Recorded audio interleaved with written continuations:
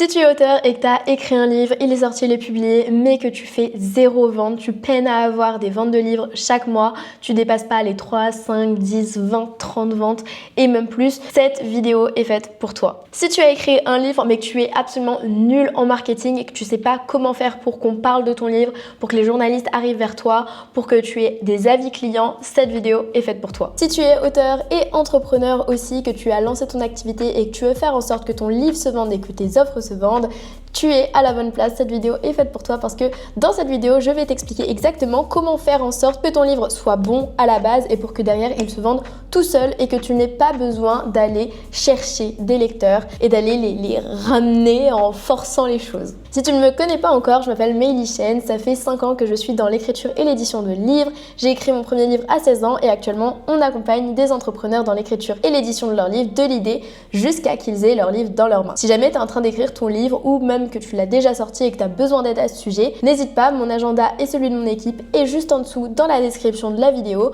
Donc si jamais tu veux prendre rendez-vous avec nous, eh bien c'est avec grand plaisir et on verra comment est-ce qu'on peut t'aider. Maintenant, c'est parti pour la suite de la vidéo.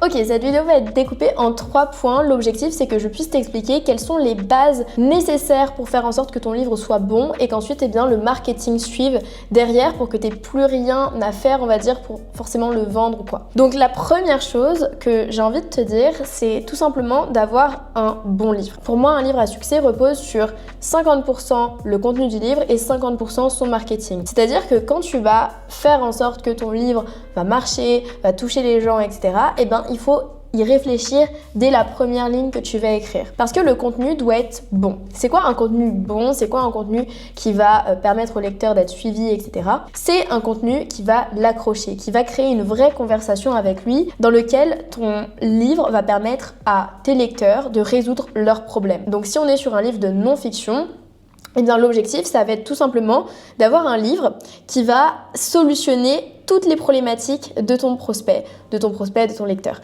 Donc imaginons que c'est un livre sur la perte de poids. Ben, ce livre va devoir résoudre la problématique du grignotage, du fait de ne pas tenir son régime alimentaire, du fait de ne pas arriver à se discipliner pour aller au sport. Et si tu résous toutes les problématiques, eh bien tu résous le problème de ton lecteur et ton lecteur apprécie le contenu du livre.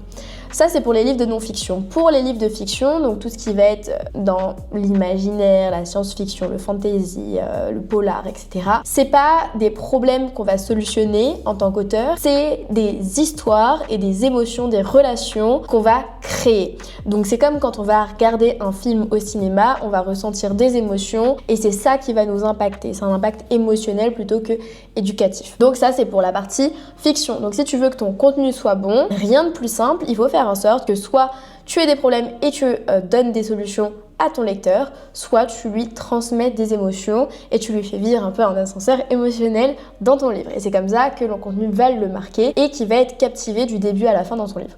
La deuxième chose, eh bien, c'est 50%, c'est le marketing. Donc une fois que tu as fait tout l'intérieur du livre, tu as trouvé le titre, la couverture, que tout ça déjà est bien rodé, parce qu'il faut faire appel à des professionnels dans le marketing, dans la communication, il faut faire des sondages sur son marché, ça je ne t'apprends rien en tout cas. C'est une base que tu dois faire pour compléter le livre et aller au bout de tout ça.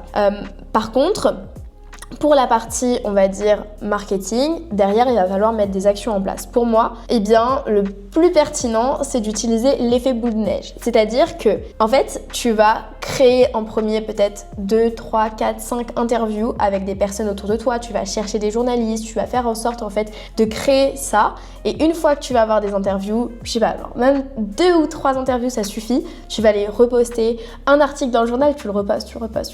Et les gens vont voir que tu es quelqu'un qu'on a envie d'écouter, qu'on a envie d'entendre, etc. Donc très important d'avoir quelques articles dans les journaux, dans les médias, etc. C'est très simple, hein. Il suffit de connecter, de faire du réseau avec ces personnes-là et tu verras que si elles sont intéressées, elles te proposeront quelque chose. Donc très important de connecter à ce sujet. Une fois que tu as tes 2-3 articles, tes 2-3 médias, tu vas pouvoir faire en sorte de recycler ce contenu-là pour avoir cet effet boule de neige-là. Et deuxième chose, par rapport aux médias et tout, c'est pas de forcément toucher les médias et les conférences, mais c'est d'aller chercher tes lecteurs. Dès que tu vois que quelqu'un a acheté acheter ton livre, tu vas lui parler, tu lui demandes est-ce que tu peux me faire une petite vidéo sur le livre, est-ce que tu peux me faire un commentaire, voici le lien, mets-moi un avis 5 étoiles et tu trouves, on va dire, tes premiers avis. Ça, c'est vraiment la base des bases. Avoir un bon livre et lancer le marketing. Je te dis pas de faire des campagnes de fou, de prendre un agent littéraire, de prendre un attaché de presse pour faire en sorte que ton livre vraiment soit vu chez vu.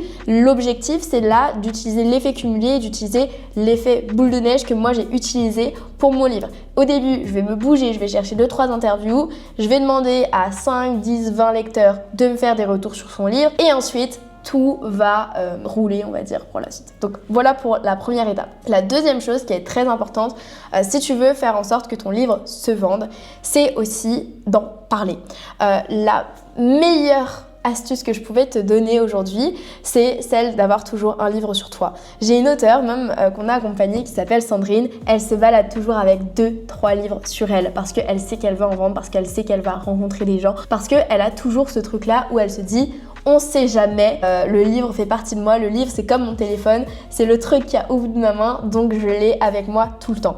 Donc le plus important pour toi, c'est de faire en sorte que ce livre-là, c'est ton outil. C'est ton passe-droit vers des médias, vers des relations, vers des connexions, que ce soit pro ou perso. Ton livre, c'est ton passe-droit. C'est ce qui va te permettre de te faire respecter. Donc garde-le toujours avec toi, à chaque fois que tu voyages, à chaque fois que tu es dans les transports. C'est le truc que tu vas mettre dans ton sac à main, dans ton sac à dos si t'es un mec, enfin bref, tu l'as toujours, si ce n'est dans ta main, parce que ça te fait la propre pub d'avoir ton livre, de le traîner dans ta main. Donc n'hésite pas et toujours, on va dire, ce livre avec toi. La troisième astuce qui va te permettre d'avoir un livre qui se vend continuellement, malgré le fait que ton livre est éternel, c'est de faire des relancements. En fait, on s'en rend pas compte parce que quand une musique va sortir, quand un spectacle, quand un film va sortir, en fait ça dure une journée, une semaine, un mois, 2 mois, 3 mois, 6 mois maximum, alors que le livre, lui, est éternel. C'est-à-dire que ton livre, il sort là en 2025, et bien en 2026, 2027, 2028, il va toujours être là. Ton livre va avoir toujours un contenu intemporel et tu pourras toujours le réutiliser. Et c'est pour ça qu'un livre marque l'histoire, c'est que tu vas créer ton livre il est là et tous les ans, tu peux faire des relancements. C'est-à-dire qu'à chaque fois que c'est septembre, tu peux relancer. À chaque fois que c'est le début d'année, peut-être tu peux relancer. Peut-être que c'est en fonction de Noël, etc. Ça dépend des marchés de livres, effectivement. Mais ton livre fait partie de toi et tu peux faire des relancements quand tu veux. Et donc, c'est ce que je fais moi souvent avec mon livre Le pouvoir d'un livre. D'ailleurs, si tu ne le connais pas, c'est un livre que j'ai créé, un livre de 350 pages presque, avec des astuces sur l'écriture, l'édition, la communication d'un livre. Tout ce que je donne sur ma chaîne YouTube, tout ce que tu vois sur les réseaux sociaux, tout le contenu que je crée est basé sur cette méthode-là, et même les programmes payants qu'on fait payer des milliers d'euros, eh bien, tout est dans le livre. Donc, si jamais tu veux le commander, le lien est dans la description. Et donc, avec ce livre-là, eh bien, je fais des relancements, c'est-à-dire qu'à chaque événement, des événements entrepreneurs que je vais organiser, des conférences auxquelles je vais intervenir, je vais relancer le livre. Je vais leur dire, voilà les amis, j'ai lancé un stock, je vous fais le livre à tel prix, etc. etc. Donc, l'objectif du livre, c'est de faire des relancements. Et tu peux faire ça même sans conférence, sans événement physique. C'est-à-dire que pendant 30 jours, tu vas faire un contenu par jour sur ton livre et tu vas relancer ça. C'est totalement possible sans avoir besoin d'avoir une actualité particulière sur ton livre. Donc voilà, tu peux en parler quand tu veux.